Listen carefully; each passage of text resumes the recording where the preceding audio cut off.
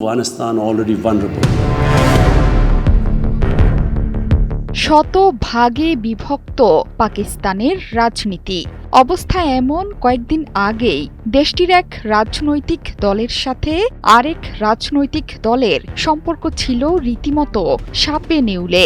সাবেক প্রধানমন্ত্রী ইমরান খান এরই বলি হয়ে এখন জেলে। সেই বিভক্ত পাকিস্তানি সমাজকে রীতিমতো এক করে ফেলেছে ভারত না বুঝেই। ভারতের সাথে যুদ্ধের আবহে পাকিস্তান এতটাই একতাবদ্ধ হয় যে দল মত ভুলে ভারতের বিরুদ্ধে সেনাবাহিনীর পাশে এসে দাঁড়ায় সবাই। প্রয়োজন হলে সবাই এক হয়ে যুদ্ধে নামারও ঘোষণা আসে।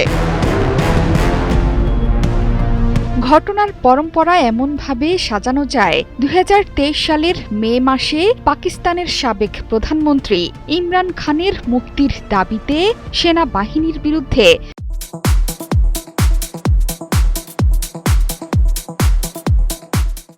যুদ্ধের মেজাজে দাঁড়ায় তার লাখ লাখ সমর্থক। তার ঠিক ২ বছর পর এসে সেই মে মাসেই এখন এক সবাই এক সুরে পাকিস্তানিরা করছেন সেনাবাহিনীর প্রশংসা।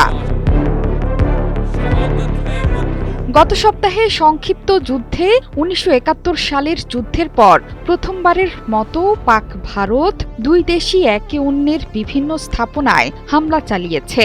এই যুদ্ধই ঘুরিয়ে দিয়েছে পাকিস্তানের অভ্যন্তরীণ রাজনীতি। ভারতের বিরুদ্ধে প্রতিরোধ গড়ে তোলায় পাকিস্তানের জনগণের কাছে তুমুল জনপ্রিয়তা অর্জন করেছে সেনাবাহিনী।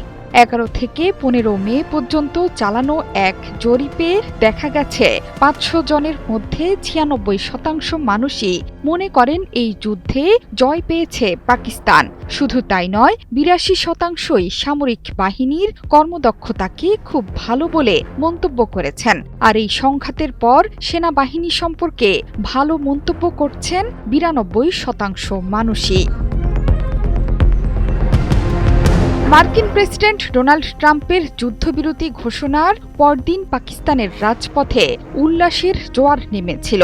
মানুষ কার আর মোটরসাইকেলে করে জাতীয় সঙ্গীত বাজিয়ে উদযাপন করছিলেন।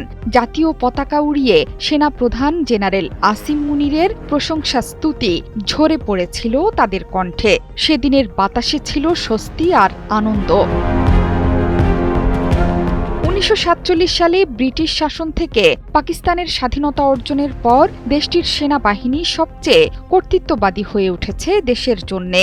বর্তমানে ভারত পাকিস্তান যুদ্ধের প্রেক্ষাপটে সেটি আরও দৃঢ় হয়েছে। তবে সাবেক প্রধানমন্ত্রী ইমরান খানের সমর্থকদের মধ্যে সেনাবাহিনীর জনপ্রিয়তা কতটুকু বেড়েছে সেটি এখনও বোঝা যাচ্ছে না। সে কারণে পাকিস্তানের সেনাবাহিনী আর গণতান্ত্রিক রাজনীতির মধ্যে কোনটা বেশি জনপ্রিয়তা পাচ্ছে সেটি বলার জন্যে আরও কিছু সময় অপেক্ষা করতে হবে বলে মনে করছেন বিশ্লেষকরা। তারা মনে করছেন, আন্তর্জাতিক উদ্বেগের সময় মানুষ যতই জাতীয় পতাকা নিয়ে মিছিলে নামুক, নেতা এবং প্রতিষ্ঠানের প্রতি জনসমর্থন সাধারণত ক্ষণস্থায়ী হয়, কারণ যুদ্ধ দীর্ঘস্থায়ী হয় না। জোহরা চৌধুরী, সেতু, ৭১।